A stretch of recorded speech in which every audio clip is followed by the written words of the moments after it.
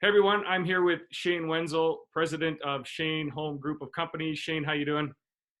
Oh, as good as can be Under the circumstances, no kidding. under the circumstances, yeah.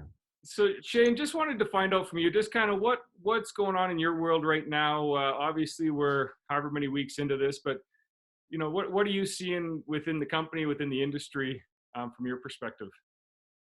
I think a lot of it is similar. I mean, we've been around for 40 years, and you like to say that you've seen it all, Jeff, but we haven't seen it all just yet.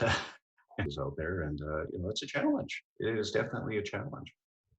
And I think when I take a look at companies like yourselves, I mean, there's such a big trickle down effect. I mean, are you guys, what do you do from a communication standpoint? Because I mean, so many trades you guys impact in employees. Is there plans in place for that, or how regularly are you communicating?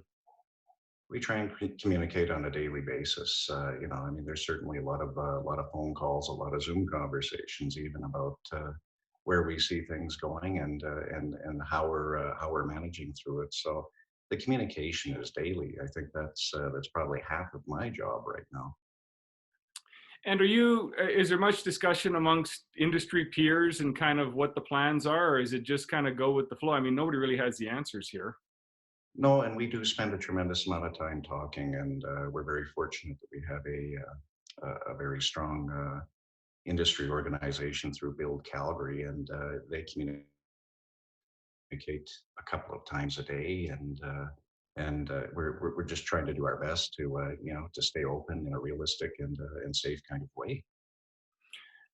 And is there still traffic? Are you guys still, have you shifted things to online, or is there any kind of a move to that? Do you see that in the future actually having an impact as well?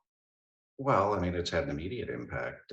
Obviously, people are naturally concerned about going out to the show homes, and of course, that's the way we do business. Is we rely on a lot of foot traffic out there.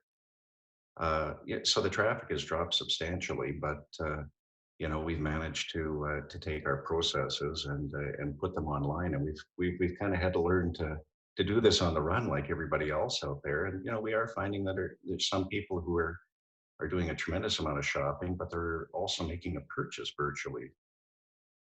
That's great. I mean, that's nice to hear, because I mean, I think that's a bit of that positivity that life will go on. And just wondering if any advice you'd have for any other business leaders out there, entrepreneurs, whether they're in the home building space or other industries.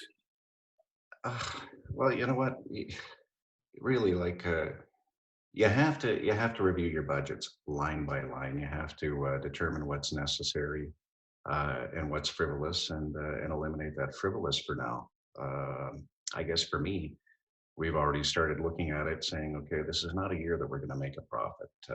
So let's work towards how do we just break even.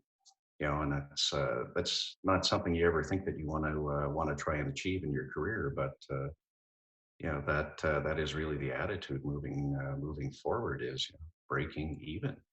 But you have to adjust your business processes. Like I mentioned earlier on, I mean, we've had to learn how to work virtually, and I think that has been one of the benefits moving forward.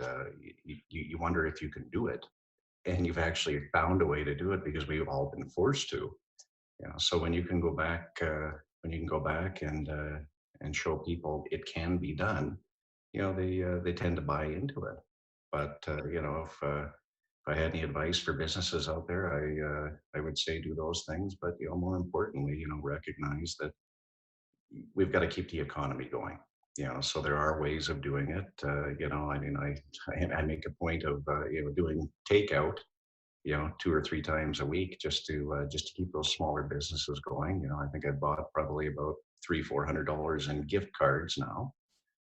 Just to show our support for local. And and we have a few smaller consultants that we work with. So I mean, we're maintaining the contracts, or at least reducing them and keeping them working as well. So that above all is important to me, and I think it's got to be for a lot of the business community out there. You know what? In that, there's a lot of talk about the support local across the province, and I think that it's great to hear that, because I mean, it's every business, big, small, that we need to support. And it's interesting that you talk about a win this year is going to be breaking even. Hmm. We know there's a lot that won't be breaking even, and so I mean we've got to try and maintain it to keep things afloat. What would you recommend just from a personal standpoint? I mean, in anything you're doing differently, or just to kind of stay positive and keep hope? Well, I mean, that's a daily challenge, and I'd love to say that I'm up 100% of the time, but I'm not. I do try and stay away from a lot of the negativity out there, and a lot of the negative stories, especially. So I'm not a daily news watcher or listener or reader, but I try and find things that can help with your own personal improvement. I mean, there's now some time available at least to improve your skill set. And even learn something different. I mean, Zoom calls are a good example of it all. We all have to learn how to communicate that way, and I mean that is an art in itself. Working remotely is an art in itself. I never thought I could do it, and I'll admit, for about the first 2 3 days, it was pretty frustrating. But I managed to do that. But socially, it's been a challenge because I'm that guy. I'm used to being out probably 2 or 3 nights a week, and now my social time is go to work, come home. Going to the grocery store is like walking into the Emmys. You're happy to be around and to be noticed again. It's You know, amazing. It's those little things that you kind of take for granted that, like, everybody says, well, the price of gas is 60 cents now. That's great. And I'm going, I would happily pay a buck 20 or a buck 30 to have things go back to normal. Yeah, I know. I'm always amazed because when I go through a drive-through, to pick up a coffee in the morning, again, some of that normalcy. You see gas at 59.9, and you think, I think the last time I had seen that was probably back in the late '90s. But No, like you said, I've got nowhere to go. I think I filled up with gas here about 2 weeks ago, and I'm still not on empty. yeah, no kidding. Shane, appreciate you taking the time. Is there any other last comments you'd make, or anything, any recommendations? I mean, we know we're going to get through this and it's going to be different, but any words of wisdom you'd like to add? Again, just avoid that negative news or that negative Nancy in your life, and try and stay positive throughout it all. Again, I know it's not a realistic request, 100% of the time, but as much as you possibly can, because when we get down on ourselves, that's when we begin to give up hope, and you can't give up hope at this point in time. I mean, we've got to move forward, and we've got to do it in the most positive way. I mean, this will pass. It'll take some time, but it will definitely pass. We've just got to keep working our way through it and show the support. That phone call, that text, the people will hopefully brighten their day. And any comments on Alberta as a whole? I mean, I've talked to a few people about this. I mean, we've kind of been kicked in the teeth for the last 5 6 years here. Mhm. Um, any thoughts? And what do we need to do from a provincial standpoint? I mean, because really we truly are in this. I mean, any comments around that? Well, without sounding too political, I think we should be happy that we have the provincial government that we do have.